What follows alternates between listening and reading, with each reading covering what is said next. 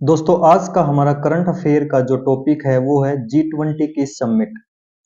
2023 के अंदर G20 की 18th समिट का आयोजन किया गया है, जिसका आयोजन इंडिया में किया गया है। 18th समिट है ये, जिसका आयोजन 9 सितंबर 2023 से लेकर के 10 सितंबर 2023 तक किया गया है। इस बार जो G20 की समिट है उसकी जो थीम है वो है वसुधैव कुटुंबकम, वन अर्थ, वन फैमिली और वन फ्यूचर। G20 समिट का जो आयोजन है दिल्ली के अंदर इसका आयोजन किया गया है। जो भारत मंडपम नामक इस बिल्डिंग आप कह सकते हैं, क्योंकि कोई भी आयोजन करना है तो वो आयोजन करना है किसी न किसी स्टेडियम में, किसी न किसी बिल्डिंग के अंदर उसका आयोजन किया जाना है। कोई इवेंट करना है तो उसके लिए एक होना चाहिए ताकि हर कोई उसी के अंदर आयोजन कर सके।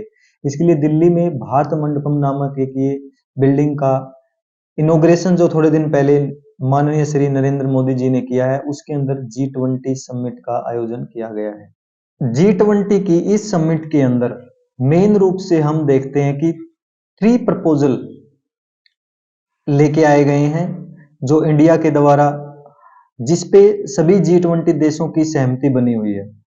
नंबर 1 है ग्रीन क्रेडिट, नंबर 2 है ग्लोबल बायोफ्यूल अलायंस और नंबर 3 है सैटेलाइट मिशन, जिनको डिटेल में हम आगे आने वाली स्लाइड में करेंगे। दोस्तों जब हम इन 3 प्रपोजल की बात कर रहे हैं, जिसके अंदर हमारा पहला है ग्रीन क्रेडिट, जिसके अंदर की जो फाइनेंशियल पॉलिसी बनाए और उसके लिए एक फाइनेंशियल इंस्टीट्यूशन की रिक्वायरमेंट होगी जो ताकि पोल्यूशन कंट्रोल और एनवायरनमेंट प्रोटेक्शन के लिए काम करे। तो इसके लिए ताकि एक फाइनेंशियल इंस्टीट्यूशन बनाया जाए और जो इस पूरे क्लाइमेट चेंज है और उसके ऊपर काम करे, इसलिए इस रेजोल्यूशन को भी इसके अंदर पास कर दिया गया है। G20 समिट का जो दूसरा प्रपोजल है सैटेलाइट मिशन। सैटेलाइट मिशन ये है कि क्यों ना एक ऐसा सैटेलाइट सेटअप किया जाए जो क्लाइमेट चेंज और वेदर चेंज को नोट करे और इसको सभी G20 देशों के साथ इसको शेयर किया जाए। तो इसके लिए डिसाइड हुआ कि G20 जो सैटेलाइट मिशन है किसके लिए, एनवायरमेंट क्लाइमेट ऑब्जर्वेशन के लिए।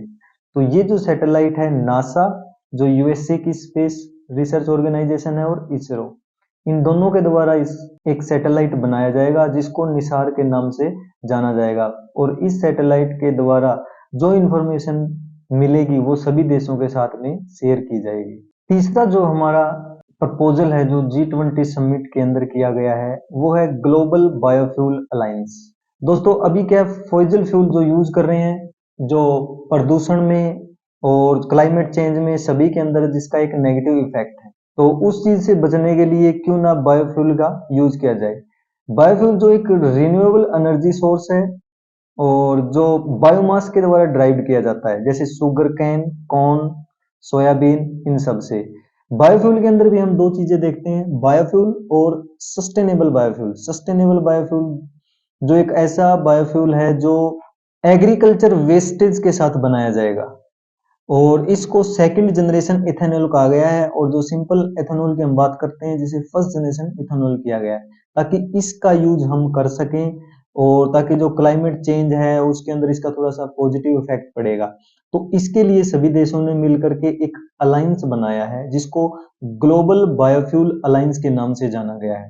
तो ये जो 3 प्रपोजल है इसके अंदर जो इंडिया के अंदर G20 हुआ है उसके अंदर इनको पास किया गया है। G20 मीटिंग के अंदर जो फोर्थ हमारा प्रपोजल है, 3 प्रपोजल के बाद हमने देखा कि India middle east Europe economic corridor. बात करते हैं इकोनॉमिक कॉरिडोर, कॉरिडोर की हम बात करते हैं जिसका मतलब हो गया यानी एक रास्ता।